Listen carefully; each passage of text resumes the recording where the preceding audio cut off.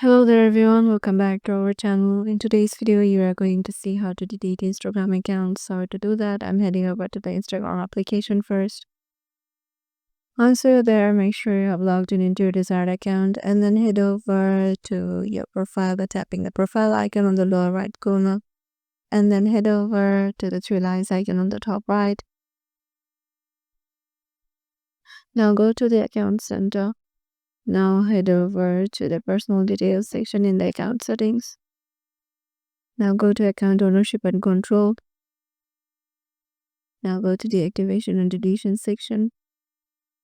Here select your Instagram account. Now select delete account.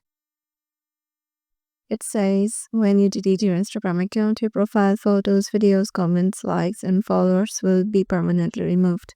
If you would just like to take a break, you can temporarily deactivate your account. So tap on continue. Now select any reason you want to delete your account for and tap on continue. Now tap on continue. Now scroll down. Now go tap on continue again. Now here you have to enter your password, and once you do that, your account will be deleted permanently. So yeah, this is how easy it is to delete an Instagram account. Hope this video helped you out. If you got any questions regarding this, make sure to comment down below and we'll reach you out.